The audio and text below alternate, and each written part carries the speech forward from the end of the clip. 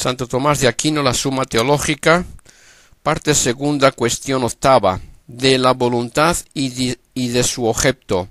Artículo primero, si la voluntad es solamente del bien. Respuesta. La voluntad es un apetito racional, y todo apetito solamente desea el bien. La razón es que el apetito se identifica con la inclinación de todo ser hacia algo que se le asemeja y le conviene. Mas como toda cosa en cuanto es ser o sustancia es buena, se sigue necesariamente que toda inclinación tiende hacia el bien. De ahí la sentencia del filósofo, que el bien es lo que todos los seres apetecen. Pero se ha de notar que siendo toda inclinación consecuencia de una forma, el apetito natural corresponde a una forma existente en la naturaleza, mientras que el apetito sensitivo y el intelectual o racional, que es la voluntad, siguen a una forma existente en la aprehensión. Y lo mismo que el apetito natural tiende al bien real, los segundos tienden al bien en cuanto conocido. Para que la voluntad pues tienda a un objeto, no se requiere que éste sea bueno en la realidad, sino basta que sea aprendido como bueno. De ahí que el filósofo nos diga que el fin es un bien real o aparente. Santo Tomás de Aquino, la Suma Teológica, segunda parte, cuestión 90, artículo cuarto. Si la promulgación es de esencia de la ley. Respuesta. Como ya queda dicho, la ley se impone a los súbditos a modo de regla y medida. Ahora bien, la regla y medida se impone mediante la aplicación a las cosas reguladas y medidas. De ahí que, para que la ley adquiera fuerza obligatoria, que es lo propio de la ley, es necesaria su aplicación a los hombres que han de ser regulados conforme a ella. Tal aplicación se realiza cuando mediante la promulgación se pone en conocimiento de aquellos hombres. Por eso la promulgación es necesaria para que la ley adquiera su vigor. De las 4 conclusiones establecidas puede colegirse una definición de la ley. La ley no es más que una prescripción de la razón en orden al bien común, promulgada por aquel que tiene el cuidado de la comunidad. Santo Tomás de Aquino, la Suma Teológica, parte segunda, cuestión 13, de la elección de los medios conducentes al fin. Artículo sexto, si el hombre elige por necesidad o libremente. Respuesta. El hombre no elige necesariamente, pues lo que es posible que no sea, no es necesario que sea. Ahora bien, al hombre le es posible elegir o no, como se prueba por el doble poder que tiene. Puede en efecto querer o no querer, obrar o no obrar, o bien puede querer esto o aquello, obrar lo uno o lo otro. El fundamento de ello ha de verse en la razón misma. Todo lo que aprende como bueno, a ello puede tender la voluntad. Mas la razón puede proponer como bueno no sólo el querer y obrar, sino el no querer y no obrar. Además, en todos los bienes particulares puede ella considerar lo que tienen de bueno y el defecto de bien en ellos, que es un mal. Y bajo uno u otro aspecto puede, por lo tanto, considerarlos objeto de elección o de repulsa.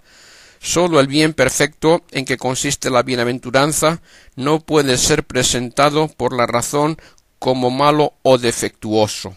Por eso el deseo de la bienaventuranza es necesario, no pudiendo el hombre no desearla, como no puede desear ser desgraciado.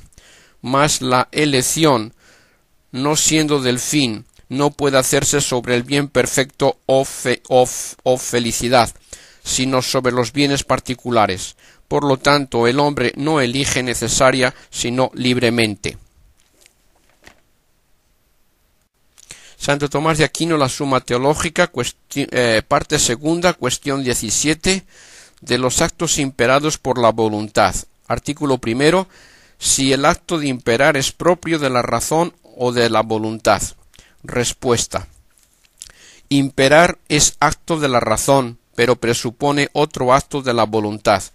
Para evidenciarlo, basta considerar que los actos de la voluntad y de la razón mutuamente se sobreponen, pues la razón delibera sobre el acto de querer y la voluntad quiere deliberar. Por lo mismo, a veces el acto de la razón precede al de la voluntad y viceversa. Y como la influencia del primer acto se prolonga en el siguiente, con frecuencia ocurre que un acto es de la voluntad, pero conservando virtualmente algo del acto de la razón, como se ha dicho, del uso y de la elección. Y a la inversa puede ser acto de la razón y permanecer en él virtualmente el acto previo de la voluntad.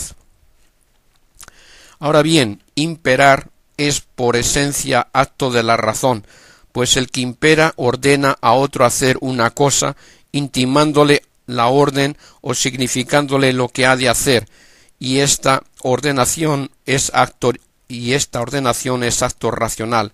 Sin embargo, la razón puede intimar o enunciar una orden de doble manera, de un modo absoluto, que se expresa con el verbo en indicativo, así cuando se dice a alguien esto debes hacer. Otras veces la razón intima la orden a otro moviéndole a la vez a obrar.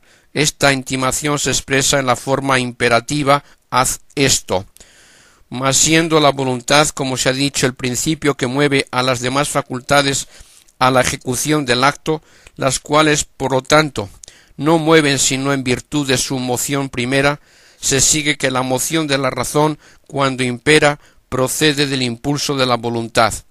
Resulta pues que el imperio es un acto de la razón, mas presupone otro de la voluntad, en virtud del cual la razón puede mover con su mandato al ejercicio del acto. Santo Tomás de Aquino, la Suma Teológica, parte segunda, capítulo 17, artículo 6. Si el acto de la razón es imperado. Respuesta. Por el poder que tiene la razón de reflexionar sobre sí misma, así como puede ordenar los actos de las demás potencias, también puede ordenar los suyos propios, los cuales por lo mismo están sometidos a su imperio. Debe notarse, sin embargo, que un acto de la razón puede ser considerado de dos modos, en cuanto al ejercicio o producción del mismo, y en este sentido puede imperarse siempre, como cuando se indica a uno que atienda y razone, o bien se considera desde el punto de vista del objeto, en cuyo caso pueden tomarse en cuenta dos actos intelectuales, uno referente a la aprehensión de la verdad, y éste no está en nuestro poder, sino que depende de la luz natural o sobrenatural de nuestra inteligencia, y por lo mismo no puede ser imperado. Otro es el acto de asentimiento a las verdades percibidas, mas entonces, si son tales verdades que la razón se adhiere a ellas naturalmente, como los primeros principios, el asentir o disentir no está en nuestro poder, sino es natural, por lo que se sustrae a nuestro imperio. Finalmente están las verdades aprendidas que no convencen al entendimiento, y por lo tanto le permiten asentir o disentir, o al menos suspender su juicio por algún motivo cualquiera. El asentimiento o disentimiento a tales verdades está en nuestro poder y es objeto por lo mismo de imperio. Santo Tomás de Aquino, la Suma Teológica, parte segunda, cuestión 18, de la bondad y malicia de los actos humanos. Artículo segundo, si la acción humana deriva su bondad o malicia del objeto. Respuesta. Según se ha dicho, el bien y el mal de la acción, como en todas las cosas, se mide por la plenitud del ser o por su defecto. Ahora bien, lo que concurre en primer lugar a la plenitud de ser de una cosa le viene de su especie, y así como las cosas naturales derivan su especie de la forma, así los actos reciben su especie del objeto, como todo movimiento es especificado por el término. De ahí que, si la primera bondad de las cosas les viene de su forma, que es lo que las constituye en su especie, de igual suerte la primera bondad del acto moral proviene del objeto conveniente, que es llamado por algunos bueno en su género. Por ejemplo, el usar de lo que se posee. Y del mismo modo también que en el orden natural el mal primordial de una cosa proviene no de haber obtenido su forma específica. Por ejemplo, si el fruto de la generación no es un hombre sino algún monstruo, así el mal primordial en la acción moral deriva del objeto malo, como es tomar lo ajeno. Tal acción se llama mala en su género, tomando el género como equivalente a especie, así como hablamos del género humano, significando toda la especie humana. Soluciones. Si bien las cosas exteriores son buenas en sí mismas, no están siempre en la relación de vida con tal o tal acción. Por eso, consideradas como objetos de tales acciones, dejan ya de ser buenas. Santo Tomás de Aquino, la Suma Teológica, parte segunda, cuestión 18, artículo 3. Si la acción es buena o mala por las circunstancias. Respuesta. En el orden natural no se encuentra toda la plenitud de la perfección de los seres en la forma sustancial que les da la especie, sino que se acrecienta mucho ésta por los accidentes que se le sobreañaden, como en el hombre por la figura, el color y otros semejantes, y si alguno de estos le falta en su proporción de vida, resulta un mal. Otro tanto pasa en la acción humana, pues la plenitud de su bondad no consiste enteramente en su especie, sino que se acrecienta también por los accidentes, tales como las circunstancias que le son debidas, y si alguna de éstas le faltara, la acción será mala. Santo Tomás de Aquino, Suma Teológica, parte segunda, capítulo 18, artículo 4. Si la acción es buena o mala por el fin. Respuesta. Es la misma estructura de las cosas en la bondad y en el ser, y aquellas cosas cuyo ser no depende de otro, basta considerarlas de manera absoluta, mas las que tienen el ser dependiente de otro, es preciso considerarlas con relación a la causa de que dependen. Ahora bien, la bondad depende del fin, como el ser físico de las cosas depende de la doble causa agente y formal.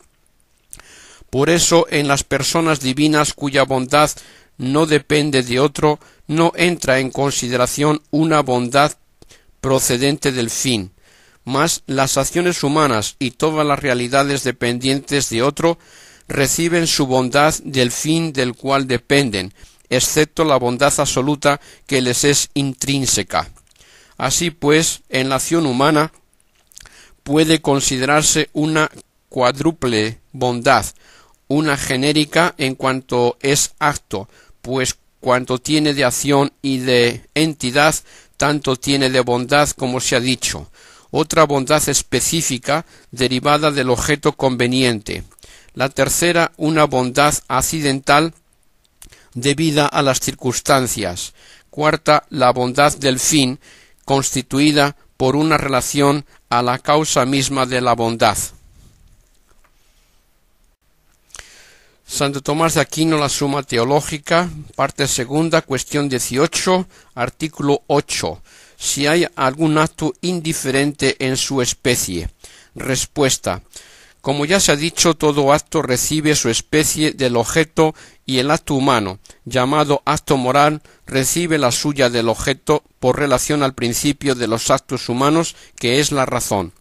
Si pues el objeto del acto incluye alguna condición de conveniencia con el orden de la razón, el acto será bueno en su especie, como el dar la limosna a un pobre. Al contrario, si implica alguna oposición al orden de la razón, será acto malo en su especie, como es el robar, que es sustraer lo ajeno. Puede, no obstante, ocurrir que el objeto no incluya nada referente al orden de la razón, como levantar una paja del suelo, ir al campo y otras cosas semejantes. Tales actos son indiferentes en su especie. Santo Tomás de Aquino, la Suma Teológica, parte segunda, capítulo 18, artículo 9. Si hay algún acto indiferente en el individuo. Respuesta. Acontece a veces que un acto es indiferente por su especie y sin embargo bueno o malo considerado en el individuo concreto. La razón es que el acto moral, como hemos dicho, no sólo recibe su bondad del objeto que lo especifica, sino también de las circunstancias como de accidentes. De igual modo que algunas cosas convienen a un individuo humano como accidentes singulares, que no pertenecen a la especie humana. Ahora bien, es necesario que todo acto individual lleve en sí alguna circunstancia que lo haga bueno o malo, al menos la intención del fin.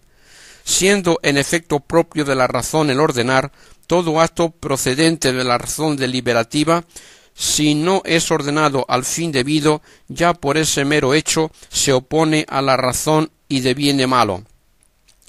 Si en cambio está debidamente ordenado al fin, ya es conforme con el orden de la razón y bueno, mas esta alternativa de ordenarse o no a un fin debido es necesaria. En consecuencia, necesariamente todo acto humano hecho con deliberación es bueno o malo en el individuo concreto. Si empero no procede de la razón deliberante, sino de una cierta imaginación, como frotarse la barba, mover la mano o el pie, tal no es acto humano o moral hablando con propiedad, porque este carácter le viene de la razón. En este caso será indiferente, es decir, extraño al campo de los actos morales. Soluciones. El filósofo habla aquí propiamente del que es malo por ser nocivo a otros hombres. Bajo este aspecto, el pródigo no es malo, porque no daña a otros, sino a sí mismo, y lo mismo puede valer de otros vicios que no son en perjuicio del prójimo. Nosotros aquí llamamos bueno o malo en general todo lo que es contrario a la recta razón, y en este sentido todo acto individual es bueno o malo. Todo fin intentado por la razón deliberante pertenece al bien de alguna virtud o al mal de algún vicio, pues el mero hecho de obrar uno ordenadamente para procurar el sustento o el reposo de su cuerpo es algo virtuoso en aquel que ulteriormente refiere su cuerpo al bien de la virtud. Lo mismo cabe decir con otros casos. Santo Tomás de Aquino, la Suma Teológica, parte segunda, cuestión 19, de la bondad y malicia del acto interior de la voluntad. Artículo 5. Si la voluntad, en desacuerdo con la razón errónea, es mala. Respuesta.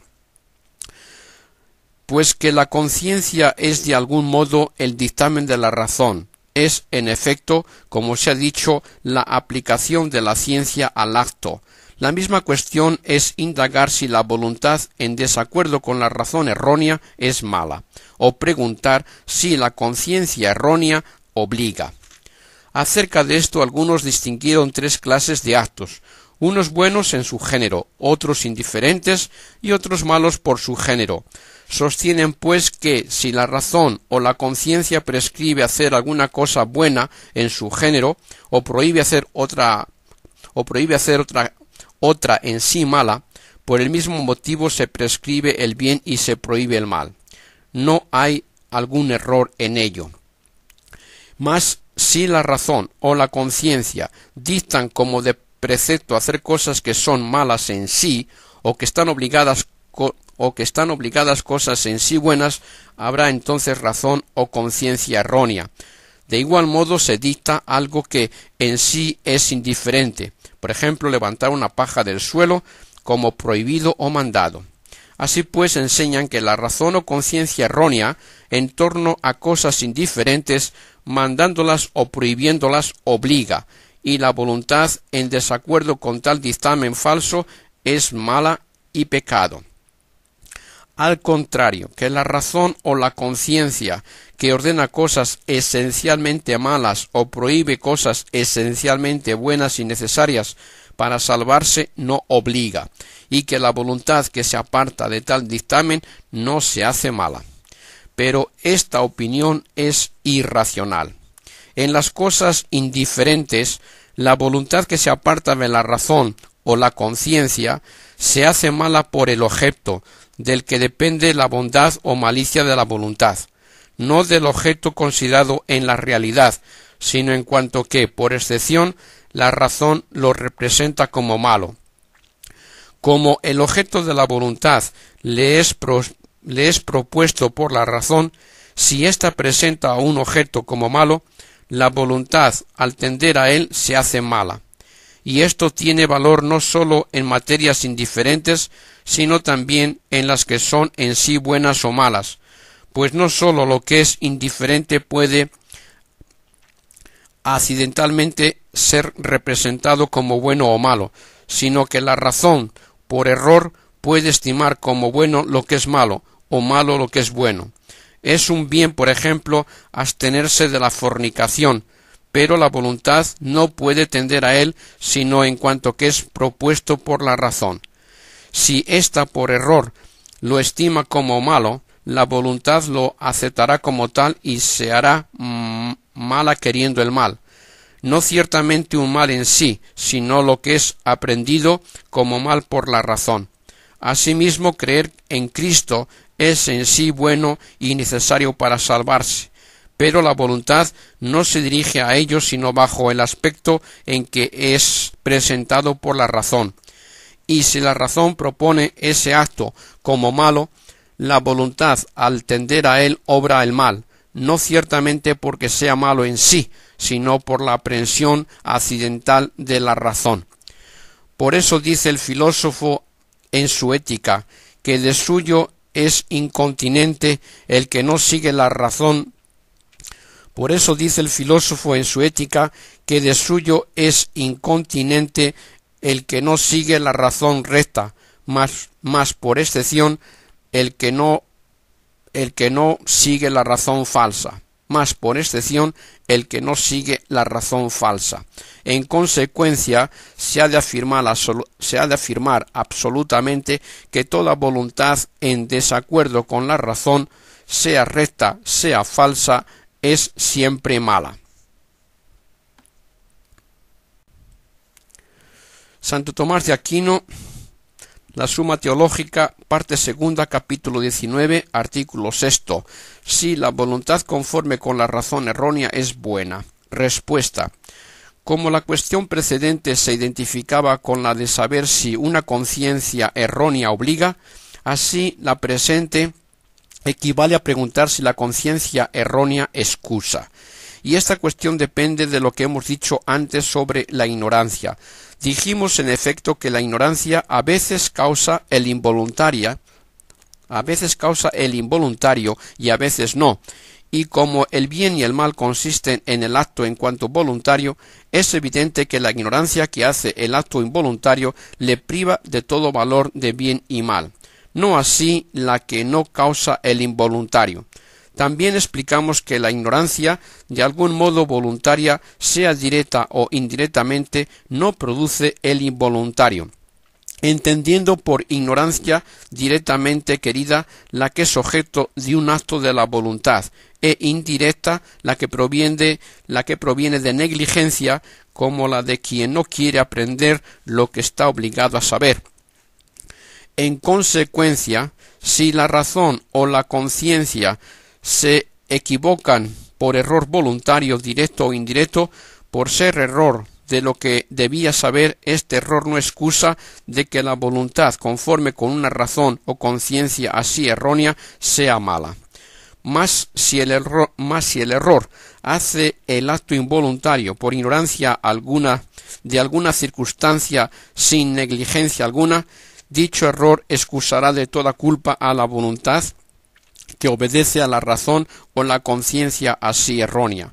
Por ejemplo, cuando ésta dicta a un hombre el adulterio, la voluntad que le sigue no podrá excusarse por ser error debido a la ignorancia de una ley divina que está obligado a saber.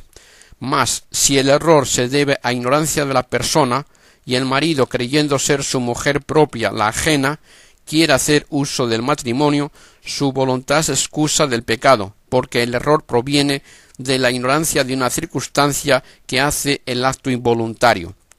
Como en materias silogísticas, así también en las morales, puesto un inconveniente, por necesidad se siguen otros. Supuesto, por ejemplo, que uno busque la vanagloria, sea que por vanidad cumpla sus obligaciones, sea que las omita, en todos los casos pecará. No puede, sin embargo, decirse que se encuentra perplejo, porque puede abandonar su mala intención. De igual suerte, supuesto el error de la razón o la conciencia procedente de ignorancia voluntaria, por necesidad se sigue el mal en la voluntad. Sin embargo, tal individuo no puede decirse perplejo, porque puede salir de su error, siendo la ignorancia vencible y voluntaria. Santo Tomás de Aquino, la Suma Teológica, cuestión 20, de la bondad y malicia de los actos humanos exteriores. Artículo primero. Si la bondad o malicia se encuentra en el acto de la voluntad antes que en el acto exterior. Respuesta. Ciertos actos exteriores pueden ser buenos o malos por un doble aspecto, ante todo por su género y por las circunstancias inherentes a ellos. Así, el dar limosna, guardadas todas las circunstancias, es acción buena. En segundo lugar, por relación al fin, como dar limosna por vanagloria, es acción mala. Siendo el fin objeto propio de la voluntad, es evidente que el bien y el mal que la acción exterior contiene, por relación al fin, se encuentra antes en el acto de la voluntad, y de él se deriva a la acción exterior.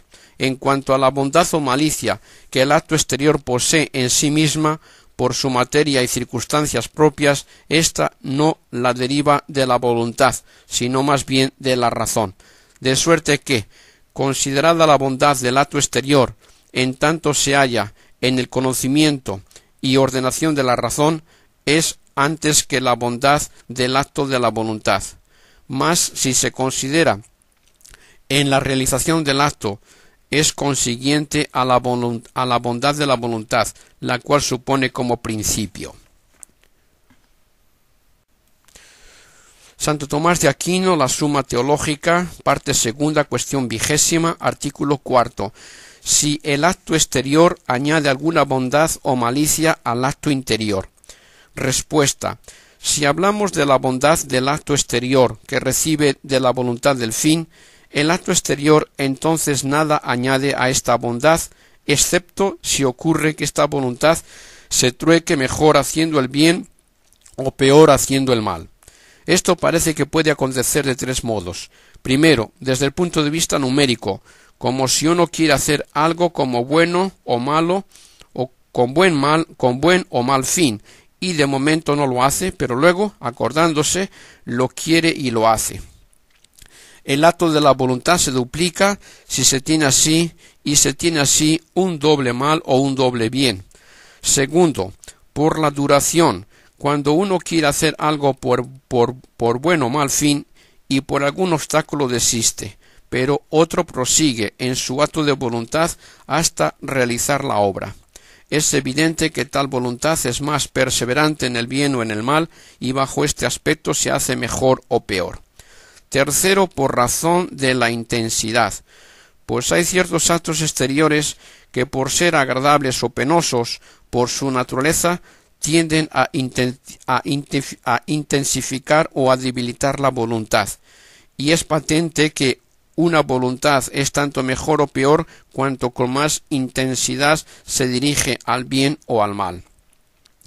Si al contrario hablamos de la bondad del acto exterior, recibida de la materia y circunstancias debidas, entonces se relaciona con la voluntad como su término y fin, y de esta manera aumenta la bondad o la malicia del acto de la voluntad. Porque, en efecto, La perfección de todo movimiento o inclinación está en conseguir el fin o alcanzar el término. Por eso no hay voluntad perfecta si llegado el momento oportuno no obra. Mas si no hay posibilidad y la voluntad sigue igualmente perfecta y dispuesta a obrar si pudiera, el defecto de perfección de la acción exterior es del todo involuntario. Y como lo involuntario no merece pena ni recompensa en la realización del bien o del mal, tampoco disminuye el premio o la pena del hombre que involuntariamente desiste de hacer el bien o el mal.